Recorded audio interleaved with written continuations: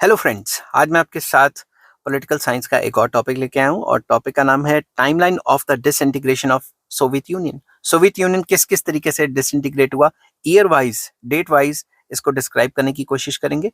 शुरू करने से पहले बता दूं कि चैप्टर का नाम है एंड ऑफ बाइपोलैरिटी और इस चैप्टर के लिंक्स आपको इस वीडियो के डिस्क्रिप्शन में मिल जाएंगे। तो सबसे पहला आ जाता है मार्च 1985 में, जब Mikhail Gorbachev was elected as a general secretary, या कई बुक्स में सेक्रेटरी जनरल भी लिखा हुआ है, of communist party of Soviet union and with the purpose to bring reforms in the system of Soviet Union. He had initiated two programs, namely perestroika and ग्लेस्नोस्ट।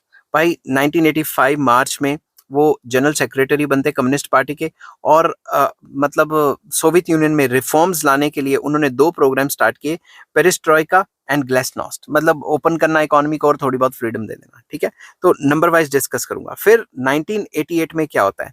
In 1988 an independent movement begin in Lithuania which soon spreaded to Estonia and Latvia. तो independence की movements जो है वो शुरू हो गई, जैसा कि मैंने बताया लिथुआनिया में भी इंडिपेंडेंस की मूवमेंट स्टार्ट हो गई, और ज्यादा फ्रीडम दो, एस्टोनिया में भी शुरू हो गई। तो ये डेट वाइज है, 1988 में स्टार्ट हो गई क्योंकि उन्होंने 85 से फ्रीडम देनी शुरू हो गई थी, तो लोगों को और ज्यादा फ्रीडम चाहिए थी। फिर आ जाता है अक्टूबर 1989। इसके अंदर क्या होता है?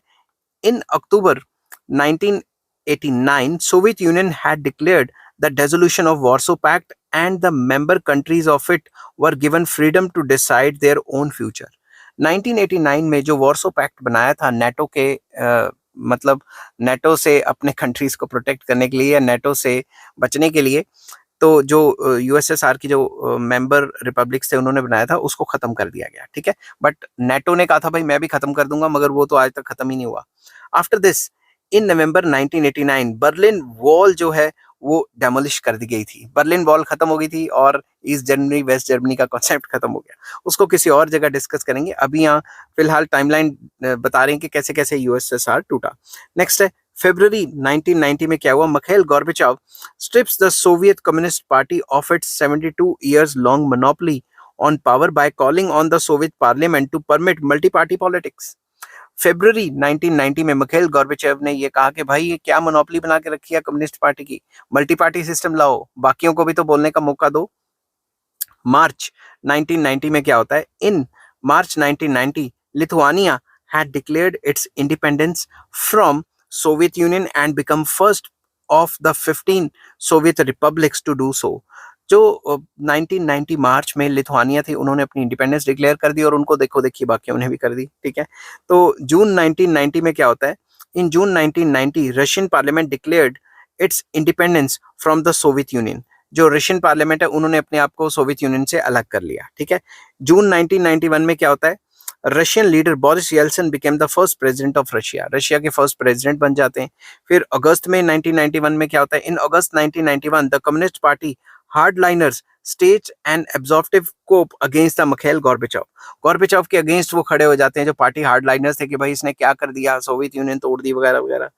फिर सितंबर 1991 में क्या होता है? इन सितंबर 1991 three Baltic countries of Estonia, Latvia and Latvia नहीं लटविया, सॉरी प्रोनाउंसिएशन में फर्क हो गया, and Lithuania became the members of United Nations and later on they joined NATO in मार्च 2000। एक तरफ तो भाई ये कंट्रीज यूएसएसआर से अलग होगी, यूनाइटेड नेशंस ज्वाइन कर ली और बाद में नेटो भी ज्वाइन कर ली। ठीक है, अब नेटो ज्वाइन करते करते भाई यूक्रेन को भी नेटो ज्वाइन करवा रहे थे, तो अब रशिया ने कहा कि भाई पहले तो तुम हमारे कंट्रोल में थे, अब तुम अमेरिका के कंट्रोल में कैसे चले जाओगे? उन्होंने हमला कर दिया इधर उधर की बातों पे। ठीक है, तो असल बात तो यही है।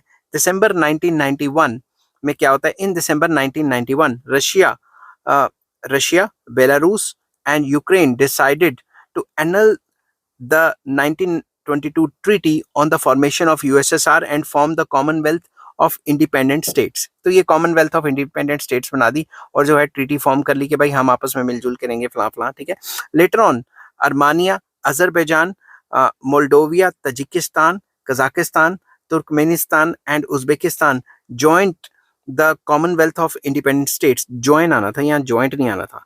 तो इन्होंने भी जो है ज्वाइन कर ली कॉमनवेल्थ जो है इंडिपेंडेंट स्टेट्स की। तो बेसिकली इन्होंने जैसे इंडिपेंडेंस दी, बाद में इन्होंने एक कॉमनवेल्थ ऑफ इंडिपेंडेंट स्टेट्स एक कमेटी या ऑर्गेनाइजेशन बना दी, जिससे वो आपस में एक दूसरे की हेल्प कर सकें। ठीक है। Being the largest among all the republics, Russia took over the USSR seat in the United Nations in 1991. 1991 में क्योंकि वो सबसे बड़ी थी, तो जो यूनाइटेड नेशन के अंदर जो यूएसएसआर की सीट थी वो रशिया ने एक्वायर कर ली। On December 25, 1991, Mikhail Gorbachev had tendered his resignation from the office of president, and this way all the formalities of the disintegration of USSR were completed. तो उन्होंने अपना रेजिग्नेशन दे दिया और उसके बाद बोरिस येल्सिन वगैरह आ गए, तो उन्होंने कंट्रोल कर लिया सारा का सारा। तो ये टाइमलाइन का मतलब स्टेप बाय स्टेप किस टाइम पे क्या हुआ, ताकि जो रशियन जो यूएसएसआर का जो टूटना है वो हो सका, पॉसिबल हो पाए। ठीक है। आई होप ये वीडियो आपको पसंद आई होगी। अगर पसंद आती है तो please like, share and subscribe. इस चैप्टर के सारे लिंक्स आपको इस वीडियो के डिस्क्रिप्शन में मिल जाएंगे। Take care, bye bye.